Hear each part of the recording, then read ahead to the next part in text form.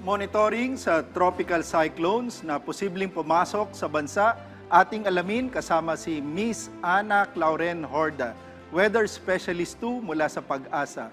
Ma'am, magandang tanghali po at welcome sa Bagong Pilipinas ngayon. Yes po, magandang tanghali din po sa ating lahat. Una po sa lahat, bakit po tila lumakas pa ang bagsak ng ulan sa ilang lugar, lalo na po rito sa Luzon, kahapon sa kabila ng paglabas ng bansa nito pong bagyong Enteng? Yes po, yung dahilan po bakit maulan po tayo kahapon ay dahil ho ito sa epekto ng habagat na na-enhance o napapalakas po nung dating bagyong sa Enteng. At yun nga po, bugso-bugsong malakas na mga pag-ulan po yung nadala niya kahapon dahil po ito sa habagat.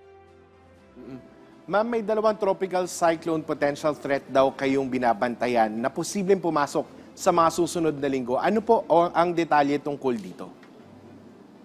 Yes, tama ho kayo, no? Base ho sa ating latest na TC threat potential ay may dalawang bagyo ho tayo na posibleng maka-apekto or pumasok sa ating area of responsibility. Una po is itong isang low pressure area. Ito po yung mas malapit na po sa ating par, no? Ngayon ay tinitingnan po natin, minomonitor natin kung sakali po na ito ay pumasok sa ating area of responsibility at maging isang bagyo. Kung makikita rin natin sa ating satellite imagery, masyadong mataas na ho yung location na to para maka-apekto sa ating bansa. So most likely, nakikita po natin na habagat po yung possible ma-enhance nito kung sakali po na maging bagyo na makaka-apekto sa ating bansa or lalo na sa Luzon area kasama ang Metro Manila by next week.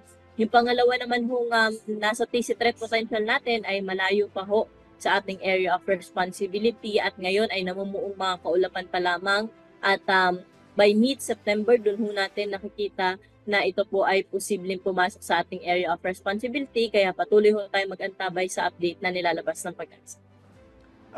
Miss Ana, nabanggit nyo kanina yung status at medyo mataas yung nakikita natin na low pressure area. Ito po ba ay nakikita natin na threat at papasok pa rin sa ating Philippine Area of Responsibility?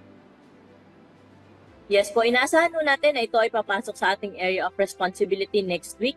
At yung epekto ho niya, mas ibinabantayan ho natin yung posibleng hatak niya ho sa habagat na magdudulot po na maulan na panahon po ulit sa atin dito sa Metro Manila, pati na rin sa western sections ng Luzon po by next week. Ma'am, yung pangalawang low pressure area, ano naman po ang magiging direksyon nito? Ano po yung posibleng epekto nito sa bansa? Yes po, sa ating pagtaya po, yung sa pangalawang nasa TC threat potential po natin, ito po ay posibleng kumilos din po pa northwestward palapit dyan sa ating area of responsibility.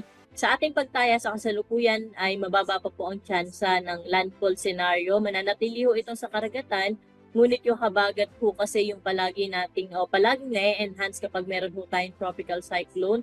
So kahit hindi man ho ito tumama sa atin or kahit hindi mag-landfall, pero once na maging bagyo po ito, posible ho ito mag-enhance na habagat na nagkukos din po na malalakas na mga pag-ulan, lalo na po sa may kanlurang bahagi ng ating bansa.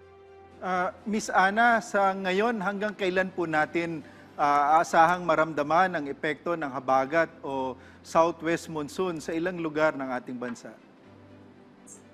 Yes po, itong habagat ngayong araw magdudulot pa rin ho ng mga bugso-bugsong malalakas na mga pag-ulan dyan sa may Pangasinan, Zambales at Bataan area. Pero dito sa atin sa Metro Manila, sa Mimaropa, Calabarzon at sa ibang bahagi pa na Ilocos Region at Central Luzon, ay makulimlim pa rin ang panahon ngayong maghapon. May mga pag-ulan pa rin, dala ho ng habagat. Pero asahan ho natin bukas na improving weather condition ho tayo dito sa Metro Manila na kung saan ay generally magiging maaliwalas na ho yung ating panahon. Sisikat na ho yung ating haring araw bukas. May mga pag-ulan pa rin tayo naasahan towards the weekend pero mga panandali ang buhos na lamang ho ito madalas sa hapon at sa gabi. Pero hanggang bukas mananatili ho yung mga pag-ulan sa bahagi ng Zambales, Bataan at Pangasinan area. Mensahe at paalala nyo na lang po, Ma'am Ana, sa ating mga kababayan na nakatutok po sa atin ngayon.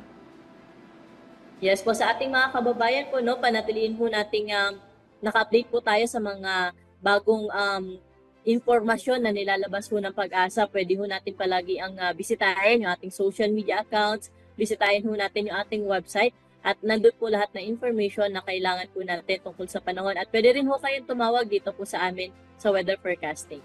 At palagian din po tayo magdala ng payong dahil nga po maulan pa rin ang inaasahan natin ngayong araw. Maraming salamat po sa inyong oras, Miss Ana Clauren Horda, Weather Specialist 2 mula sa Pag-asa.